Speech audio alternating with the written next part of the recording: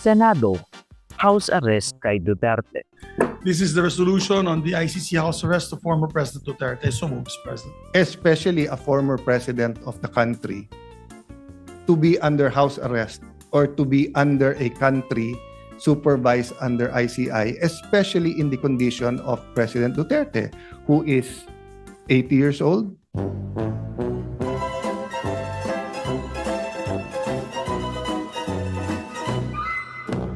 Cheese Escudero, tinuturo si Romualdez. Sa mga nakaraang linggo, malinaw na nililihis ang galit ng taong bayan tungkol sa mga ghost at substandard flood control projects mula sa mga totoong may kasalanan patungo sa Senado at sa ilang mga miyembro nito. Script ni Romualdez versus DDS script. Isang tao lamang, Ginoong Pangulo, ang nasa likod ng script at sarswelang ito. Siya ang dahilan ng kaguluhan, pagkakaaway-away, pagkakawatak-watak na ngayon yumayanig sa ating bayan, maprotektahan lamang ang sarili niya. Ang pangalan niya ay matagal nang bulong-bulungan sa bawat sulok ng bansa, pero ngayon, unti-unti nang sinisigaw ng taong bayan.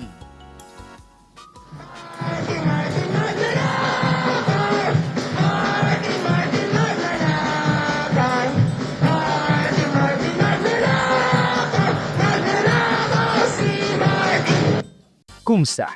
I'm Ulysses or Avor, Joseph, and welcome to News and Worthy Recap Weekly Edition number 1, 2, 3. We have told you since last week, so skip to the taxes provided that it leaks your interest. Cheese Escudero, nag-finger point kay Romualdez. Sa mga nakaraang linggo, malinaw na nililihis ang galit ng taong bayan tungkol sa mga ghost at substandard flood control projects mula sa mga totoong may kasalanan patungo sa Senado at sa ilang mga miyembro nito. Ayan ang nilabas ng sama ng loob ni dating Senate President Cheese Escudero sa mga paratang sa kanya at kabaro sa Senate Minority with Jinggoy Estrada and Joel Villanueva. Ang kanyang tinuturong punot dulo ng lahat ng kontrobersya, si dating Speaker Martin Romualdez bilang opisyal na hindi maaaring mabanggit o pangalanan.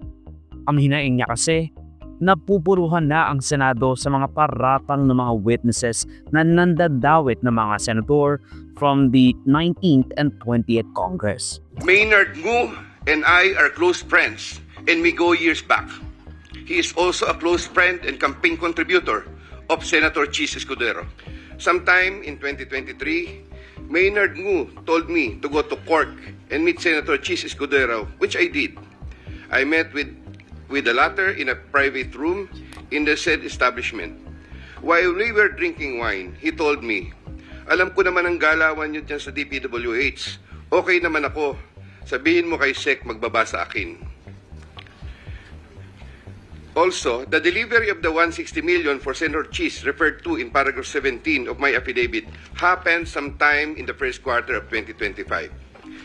Around July 2025, I had a chance encounter with Senator Cheese and Maynard Ngu at the court.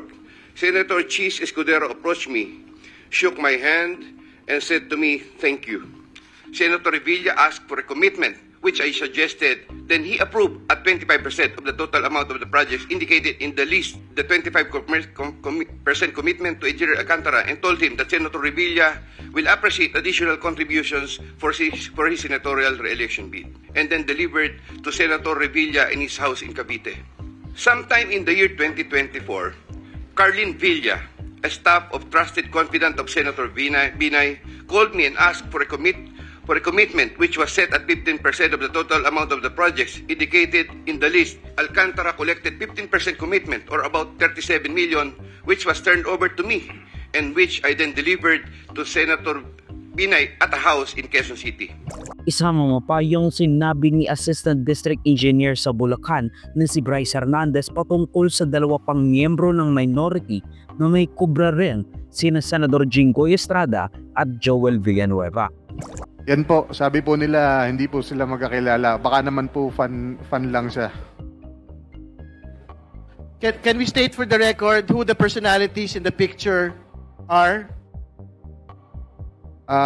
Yung boss ko po, si Boss Henry Alcantara, at saka po si Senador na akala po niya ligtas na siya. Sorry, we have to have proper decorum, I'm please. sorry, I'm we have to sorry. state for the record the name of the person and the occasion that we are talking about.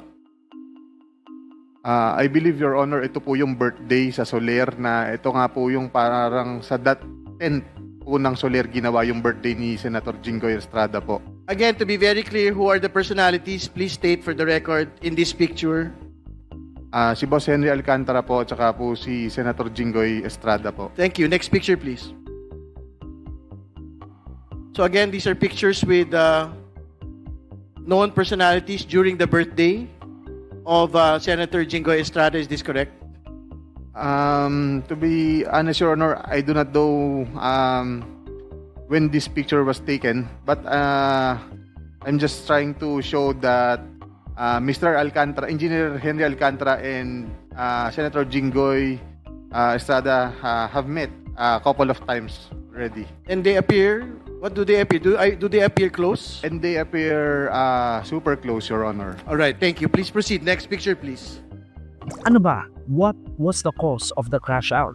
Ang kanyang idinidiin, walang iba kundi ang dating House Speaker ng House of Representatives Martin at ang tinatawag niyang Romualdez script, which diverts the blame mula sa House of Representatives. Isang tao lamang, Ginoong Pangulo, ang nasa likod ng script at sarswelang ito. Siya ang dahilan ng kaguluhan, pagkakaaway-away, pagkakawatak-watak na ngayon yumayanig sa ating bayan, maprotektahan lamang ang sarili niya. Ang pangalan niya ay matagal nang bulong-bulungan sa bawat sulok ng bansa, pero ngayon, unti-unti nang sinisigaw ng taong bayan.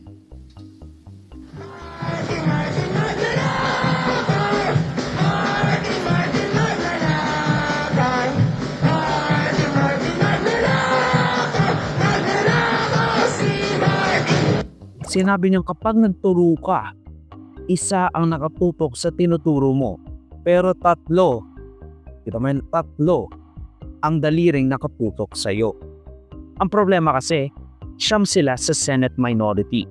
Tapos tatlo sa kanila, the top dogs nung sila ang nasa majority nung last leadership, nadadawit sa mga flood control projects at anomalies at alleged kickbacks. That being Senator Joel Villanueva, Senator Jinggoy Estrada, and Senator Cheese Escudero. Subalit, Ginoong Pangulo, tulad ng sinabi ko sa simula ng aking talumpati, kapag ka nagturo ka ng daliri kanino man, may tatlong daliring nakaturo pabalik palagi sa iyo. Anong nangyari? Hindi ba't biglang may lumabas na ulat ng PCIJ na ang dami naman palang opisyal, hindi lang senador, mas mataas pa ang tumanggap din ng ganong uri ng kontribusyon noong 2022 elections? Ang tanong ko ay simple. Kung legal at walang mali sa ginawa nila, edi dapat legal din at tama ang ginawa ko. Pero bakit ako lang ang iniimbestigahan tungkol dito? Higit pa doon, Ginoong Pangulo, hindi ba tayon kay Mayor Magalong merong 67 na miyembro ng Kamara na kontraktor? Ito po ay mga miyembro ng Kamara na may construction firm na nakakuha ng kontrata sa gobyerno. Kung bawal talaga ito, ibig sabihin ba niyan, bawal na nilang gastusin ang sarili nilang pera para sa kanilang sariling kandidatura? Bakit hindi din binubusisi yun? Bakit hindi inaalam yun? Ako lang talaga? Sinabi niya rin na is it not suspicious na ang mga bumoboto lang para i-archive ang impeachment ang nadamay sa mga sinasabing script ni Romualdez. Pero siguro hindi niya naalala na si Nancy Binay nadawit rin.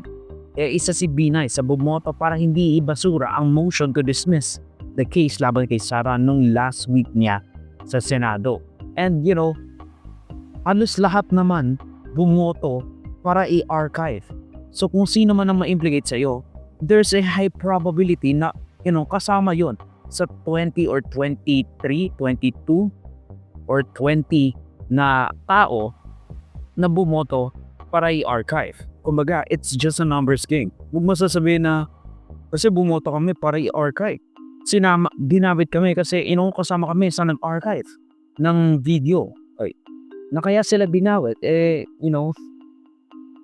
bumoto sila para i-archive yung impeachment complaints laban kay Duterte. Which, halos lahat naman kayo ganun ang ginawa. So, there's a high probability na kayo rin yung may gawa ng kung ano man. That's just a numbers game. Not to mention na si Senator Risa Ontiveros, wala namang budget bycam insertion niya. Pangalawa, si Senate Tito Soto, kakarating lang sa Senado. Kasama rin si Bam Aquino, Kiko Pangilinan, and even Ping Lacson. Pero syempre, kayo talaga. Kayong top dogs, Villanueva, Escudero, at Estrada. Kayo yung nasa taas eh. Malamang kayo yung may kapangyarihan para kumalaw-galaw sa budget. I'm not saying na ginalaw nyo yung budget, pero kayo talaga yung mayroong access dun sa budget aside from Grace Poe. Kasi si Escudero, Senate President. Si Joel Villanueva, Senate Majority Leader. Samantalang si Jinggoy Estrada, Senate President Pro Tempore. So, huwag mo sasabihin na nasashock ka na kayo yung nadadawit sa mga flood control project anomalies at budget insertions. Bakit sina Wing Gatchalian, Alan Cayetano, Duterte Block hindi naman nadadamay? Sila rin yung mga enthusiastic for archive ng impeachment ni Sara. Maybe the reason why kayo ang natuturo kasi kayo yung may hawak ng budget. Tapos yung dalawang senador sa kanila, Senator Bongo at Pato de la Rosa, kukunin na raw ng International Criminal Court ayon kay dating Senator Trillanes next year. Sinabi niya, bakit hindi nasasama si Romualdez sa mga investigasyon ng NBI, DOJ o Anti-Money Laundering Council? Samantalang yung mga nadawit ng witnesses kuno, agaran ng pag-freeze ng assets and judgment by the public eye. And now sinagot ni Representative Martin Romualdez sa mga paratang laban sa kanya saying na kung ang sinasabi ni Cheese ay parte lamang ng DDS script dahil nga matagal na rin siyang nasa sentro nito. In all honesty, I don't care kung parehas kayong korap, kung parehas kayong makukulong. Kung sino man ang korap, ikulong. Wala akong pake kung gustong maging presidente ni Romualdez o gustong maging VP ni Sara Duterte for a seemingly inevitable victory si Escudero. Ganyan dapat tayo. Kahit anong script pa ang gamitin, pagtagpi-tagpiin natin kasi there's some truth in those embellishments. Pagtagpi-tagpiin natin yung facts para madiin natin yung mga magkakalaban. Tapos, maybe after all of that way you can finally find out who to evict. Pero ang tanong, may evict na ba? Hindi dapat natin ginagawang fact of life ang alegasyon ng korupsyon na hindi mo man lang siya gagamitin as a demerit or a negative. Kasi nga sasabihin mo, lahat naman ganyan eh. At least ako nakakakuha ng tulong. At least, kilala na siya. Which is fucking stupid. Tapos binoboto niya pa rin sila. Kung ako lang, sa totoo lang, merong mali ang tao kasi sila rin ang bumoboto. Duterte, house arrest ng Senado. Especially a former president of the country to be under house arrest or to be under a country supervised under ICI, especially in the condition of President Duterte, who is 80 years old.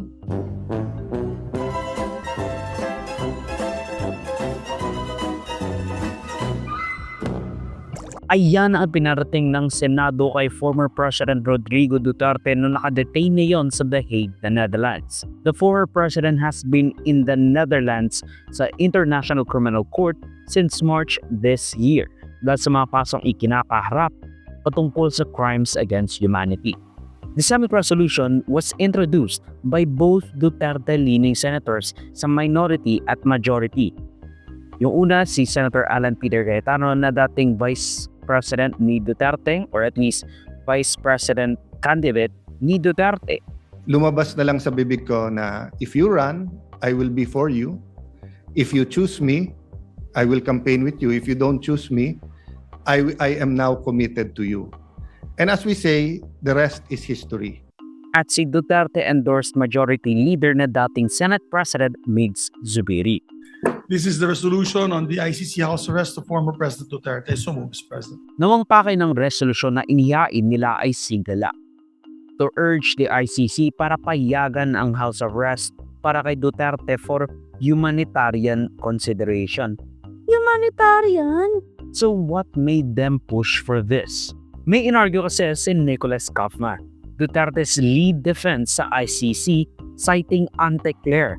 Sinabi nila na Malacanang is not opposed to the interim release o samantalang pagkakalaya ni Duterte and eventual pagpunta sa ibang bansa na parte ng ICC instead of the detention facility sa The Hague. Pero agad naman tong pinabulaanan ni Auntie Claire. Sinasabi ni Auntie Claire, wala naman ako sinabi gano'n. Hindi ko sinabi na hindi opposed ang Malacanang sa interim release. Ang sinasabi lang ng Malacanang, pinapaubaya sa ICC kung bibigyan ng interim release at kung meron mang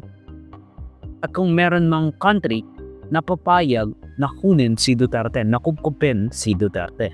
Tapos meron pa, parang nagbubula-bula ang bibig ni Baste Duterte. Nagigigil kay former Senator Trillanes dahil raw ang sabi niya, si Trillanes raw ang pinagawa ng welfare check kay Digong dahil nga nag-post sa harap ng ICC plaque sa Facebook. Ang sabi ni Trillanes, nandito pa si Dutz. Pinagkakakitaan lang ni Kaufman ang mga Duterte.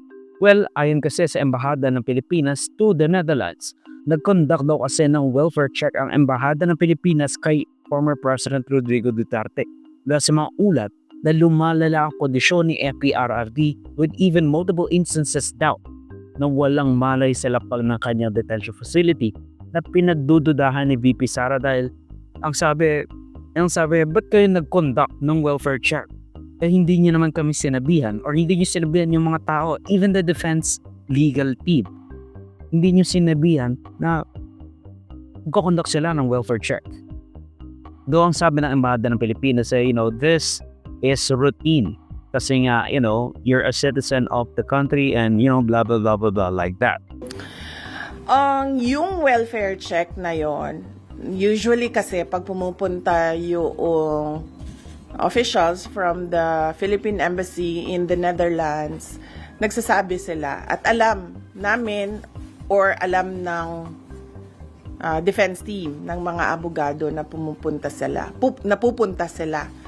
Pero for this one or two, hindi ko pa masigurado kung 2 beses o 1 beses, pero hindi ko pa masigurado kung 2 beses, pero sigurado ko na merong 1 beses na pumunta sila na hindi sila nagsabi sa pamilya man na nandoon sa Hague o sa defense team. Nalaman ko na lang siya noong merong report na binigay sa Office of the President. So balik tayo sa historic na botohan. Not really. Pero 15 in affirmative, 3 in the negative, 2 abstain at 4 absent. Kung saan ang mga bumoto ng no para sa resolusyon ay Senator Kiko Pangilinan, Risa Ontiveros at Bam Aquino. Samantalang nag-abstain naman Senate President Tito Soto at Raffy Tulfo. Samantalang absent naman sina Pia Cayetano, Chis Escudero, who actually said na he would have voted for the bill, Camille Villar kasi nga again nagkaroon siya na anak or nanganak siya, at Lito Lapid. So anong magagawa nitong resolution nila? Well, absolutely nothing. Absolutely jack shit. Dahil hindi naman pwede bumalik sa Pilipinas si Duterte habang nililitis ang kaso niya kasi nga hindi parte ng ICC ang Pilipinas. Therefore, hindi sila pwedeng maglagay ng kanilang mga detainees sa Pilipinas. Kahit na, again, citizen ng country or citizen ng Pilipinas yung ilalagay sa Pilipinas. Tatandaan natin na umalis siya sa International Criminal Court noong 2019 kaya hindi pwedeng maglagay ang ICC ng akusado nito sa bansa kahit na ikaw ay citizen ng bansang yon. Hindi siya pwedeng ma-house arrest. Hindi nga siya pwedeng litisin ng ICC sa Pilipinas kasi si Duterte mismo ang nag-alis sa atin. Siya ang dahilan kung bakit nandun siya, kung bakit siya na-extradite or whatever. Bakit siya nakuha or ba't siya kinuha ng ICC from the Philippines. imbes na dito siya katula. Kasi nga hindi miyembro ng ICC ang Pilipinas. At ang sabi naman ni Marcos hindi sila babalik ng ICC, which is kind of funny kasi dati assurance sa mga Duterte na hindi babalik ang ICC kasi nga assurance yun sa mga Duterte and BDS supporters na hindi babalik ang Pilipinas sa ICC. Pero ngayon, it bites them in the ass kasi nga ayaw bumalik ni Marcos sa ICC, which meant hindi pwedeng ilagay ng ICC si Duterte sa Pilipinas. Again, there was some news and worthy recap weekly edition for roughly the first week of October 2025. Mag-suggest more topics center for actions na balita sa FFL Amber Shanadam in any way. Salamat sa panonood mga kabubarmi. Let's susubak sa socials and avoid Joseph na mubaling double up. Sa to similar report. Paalam.